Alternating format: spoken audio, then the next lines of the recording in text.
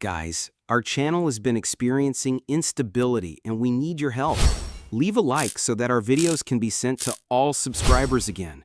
This has been harming us and could end our channel and demotivate us. You can help keep the channel active.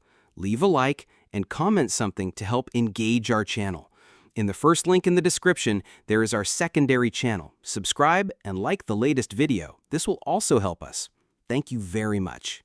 The ground of the dying planet Namek began to tremble violently as Kakarot's incredible power was unleashed. The sheer force of it stunned both Frieza and Vegeta. With a primal scream that echoed across the desolate landscape, Kakarot's hair erupted into a brilliant golden aura, and the raw, excess energy radiating from his body obliterated everything around him. Frieza, the self-proclaimed Emperor of the Universe, began to tremble uncontrollably. Before his very eyes stood the figure of legend, the myth he thought he had extinguished.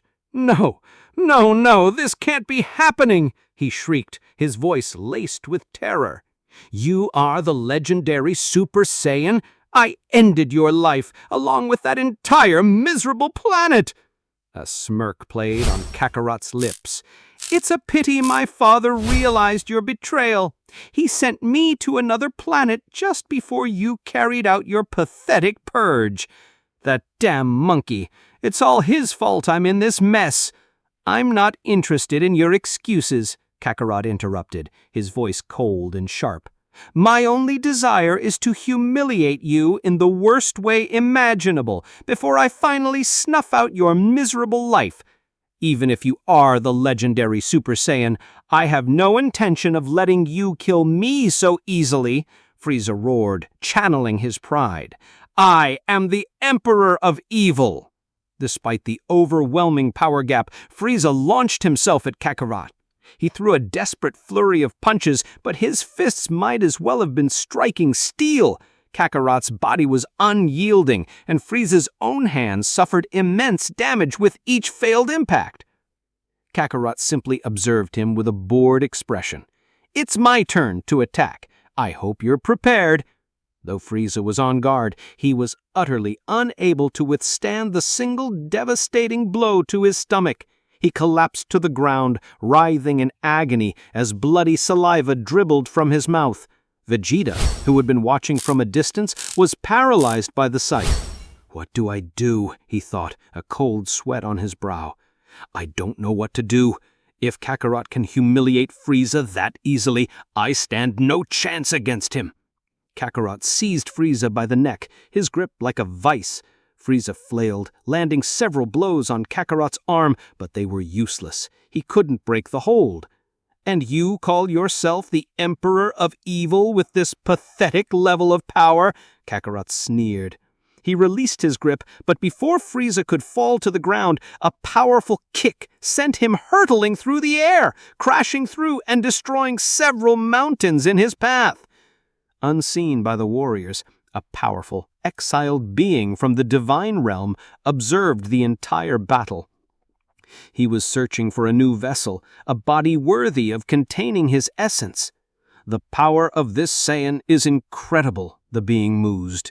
"If he possesses this much strength at such a young age, he might one day be powerful enough to be my container." He then glanced towards Vegeta. "Although my apprentice could also serve that purpose. Then, with the Super Dragon Balls, he could wish for a new body for me."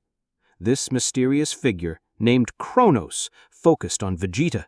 He sensed that despite not having Kakarot's current power, a tremendous dormant strength slept deep within the Saiyan Prince. "That one," Kronos decided. "He will be either my container or my apprentice."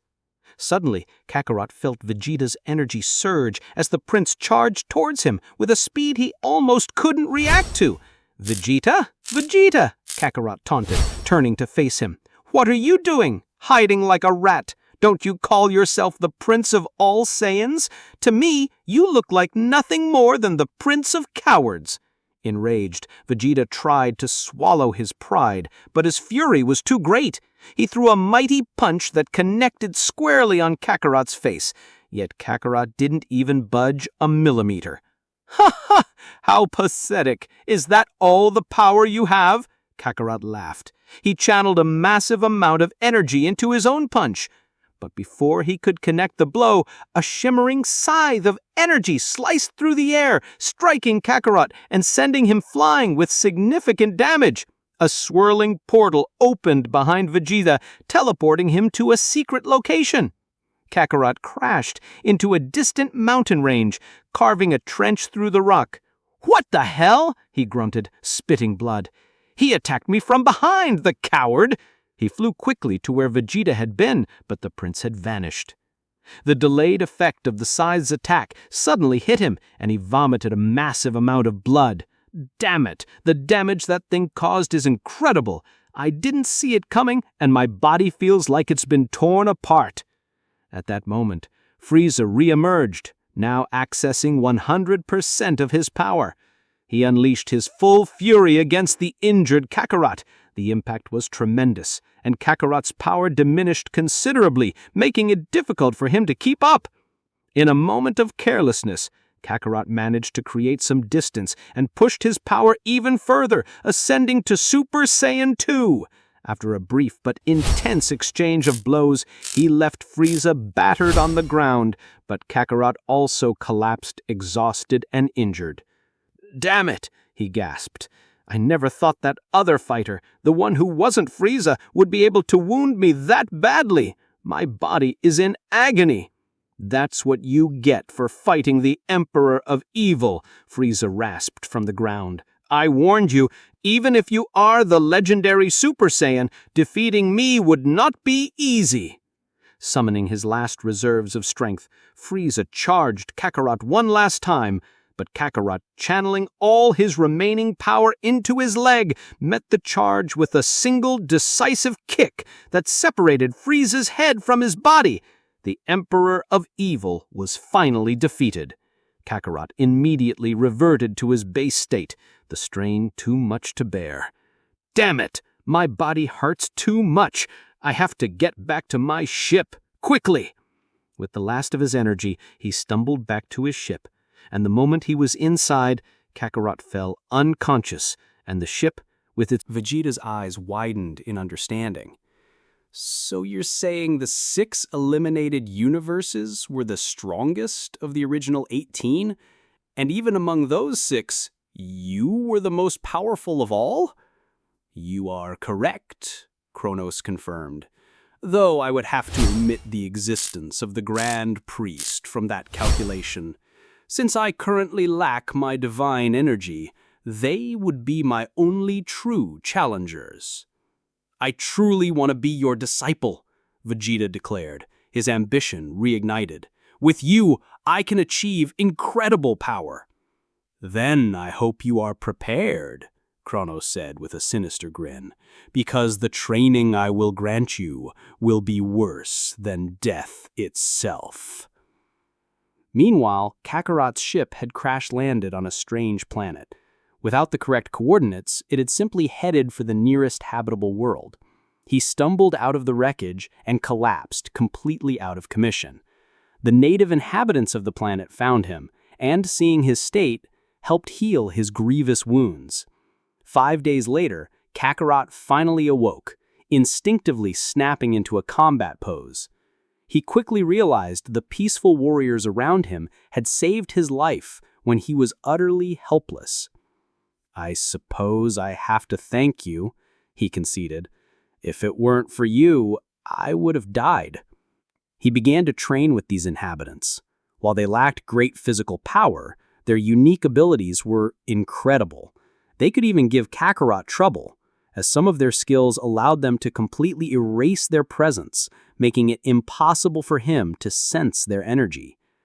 "Wow, despite being weak, your skills are amazing," Kakarot admitted after a sparring session. "But out of all these techniques, the one I'm most interested in is what you call teleportation." The inhabitants of planet Yardrat agreed to teach him. Being a prodigy, Kakarot mastered the instant transmission technique in just 3 weeks of intensive training. "I really appreciate this," Kakarot said as he prepared to depart. "If you ever need my help, do not hesitate to ask. Just think of me, and I will be able to hear you."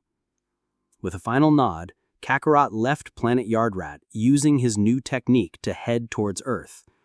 He teleported across the galaxy, hopping between planets until he could finally sense the energies of the warriors on Earth. However, as he drew closer, he felt the life forces of hundreds of people suddenly vanishing. "What the hell is going on?" he snarled. "Is someone trying to conquer the planet that I am destined to rule?" Kakarot arrived on Earth to a scene of utter devastation. The cities were in ruins. He searched for the one responsible and instantly saw a figure standing amidst the flames, holding Master Roshi by the neck. "If you don't tell me where that insect Kakarot is, I swear I'll end your life," the green-skinned demon threatened. "He probably escaped to avoid meeting me. For a king, he's quite pathetic, abandoning his own people." "Here I am," Kakarot's voice boomed. "I don't know who the hell you are, but I have no intention of forgiving you for what you've done to my planet, you damn worm." "Well, well," Piccolo smirked. "Seems you have a lot of affection for this old man. What a pity. I'm still going to end his life." As Piccolo prepared to kill Master Roshi, Kakarot moved in a blur of motion. He forced Piccolo back several meters and safely caught the old master. "I am the only ruler of this planet," Kakarot declared, setting Master Roshi down. "So you'd better recover, old man. I'll take care of the rest." "You are very powerful, Kakarot, but I don't think you can do anything against that demon. His power is on another level." "Don't say such stupid things, old man. You know nothing of my true power." The two warriors approached each other, standing face to face, observing each other intently. "So, you were the warrior who defeated my father," Piccolo said, unimpressed. "You don't seem as powerful as the rumors claimed." "You only speak because you—" "If Kakarot is defeated, it doesn't matter what we do. We won't be able to survive. That being is the very representation of evil."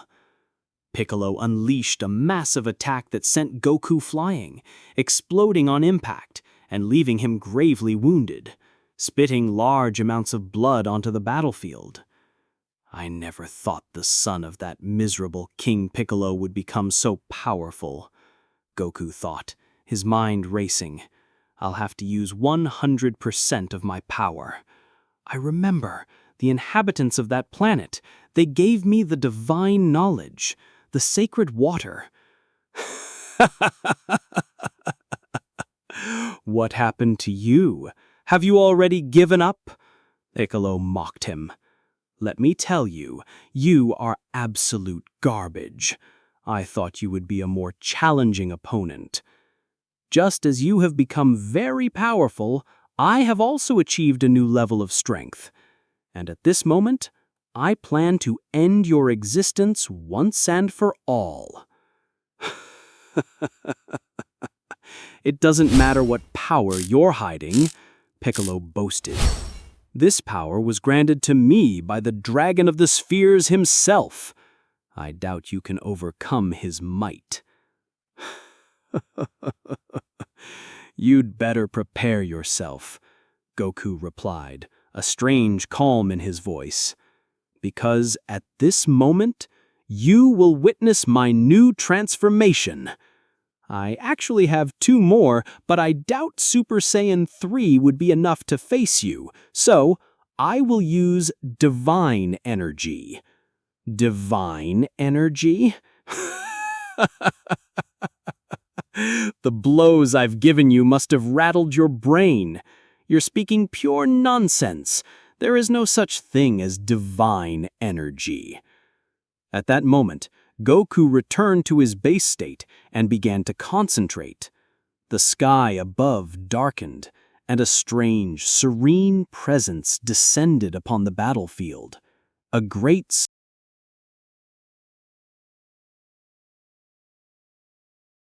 flash of pink energy erupted, soaring into the heavens, while a surprising pressure fell upon Piccolo's entire body, forcing him to spit out some blood as he struggled to stand. What the hell is this pressure? Piccolo stammered. Does divine energy truly exist?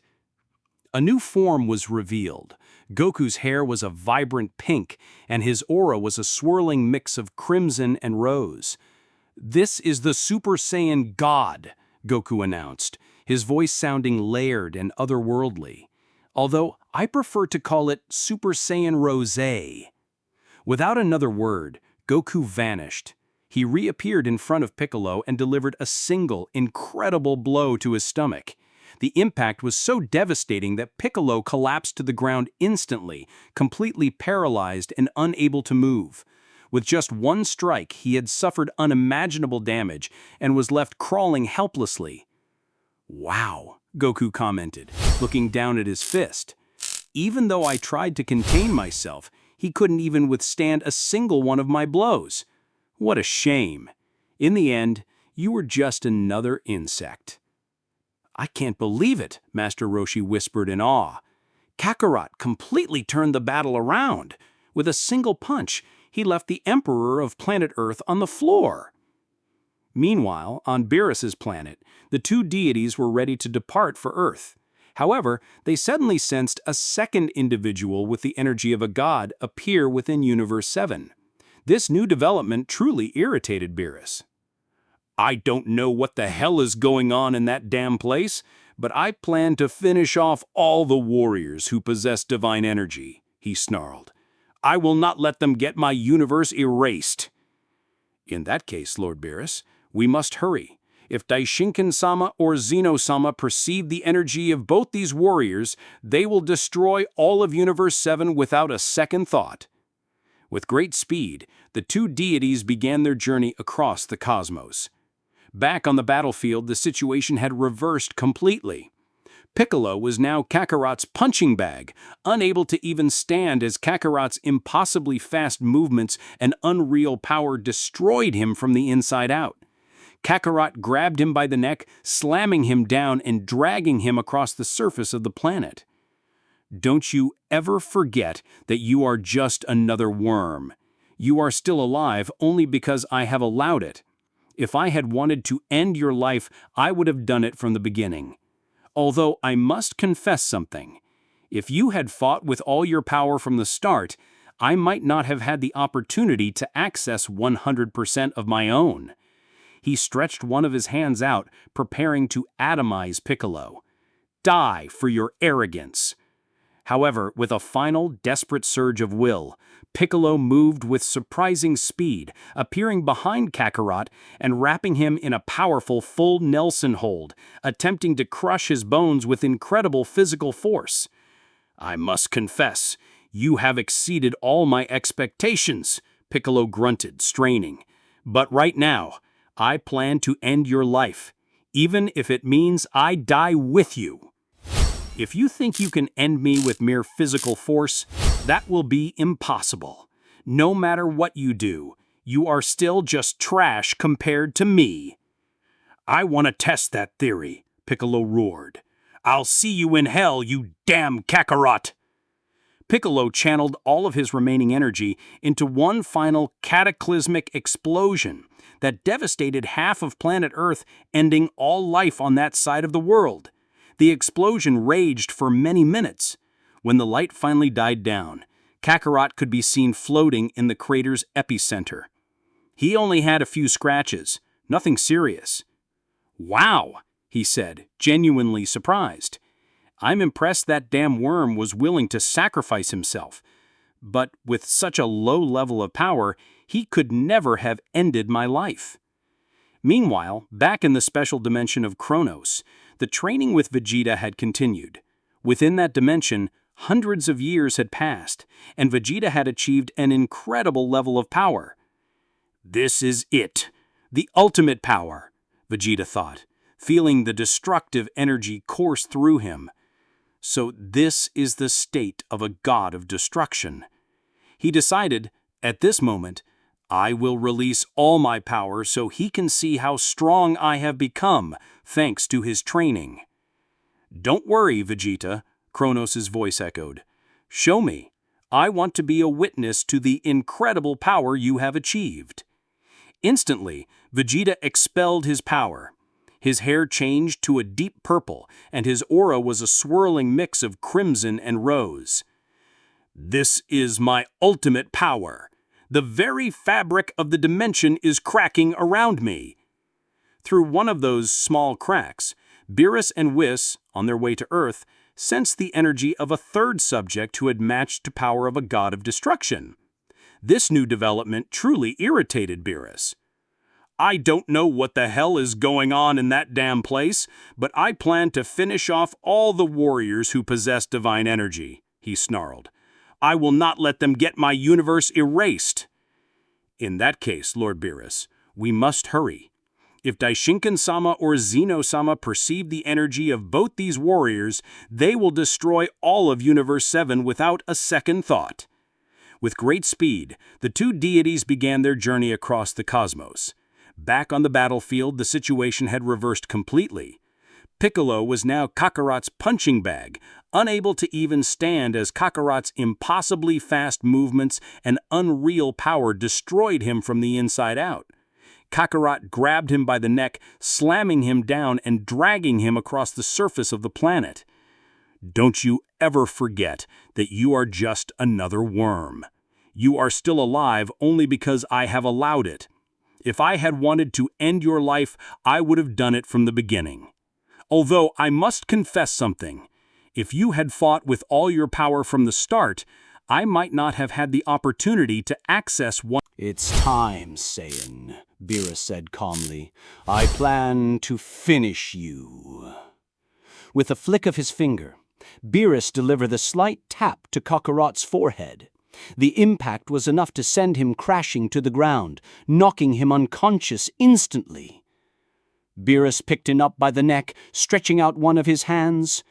Before creation comes destruction. Disappear. With his great energy of destruction, Beerus completely annihilated Kakarot, and in the same instant he destroyed the entire planet Earth. Mission accomplished, Whis, Beerus said with a sigh. It will be better if we return to our planet. As you wish, Lord Beerus. The two deities returned to their respective planet, where Beerus would once again go to sleep. Thus ended the threat of Kakarot, the Saiyan who was born with a power that surpassed even the elite class of his people. However, a small part of Vegeta's consciousness continued to exist, trapped within his own form, unable to die and pass on to paradise or hell. This body is incredible, Kronos thought, getting used to his new vessel. Now, I must completely dominate this form and then begin to end the entire kingdom of Zeno-Sama.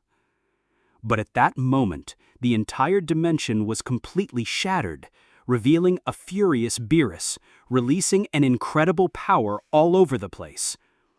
I don't know who the hell you are, Beerus snarled, but right now, I'm going to end your damn existence. You're just another worm that needs to be eradicated.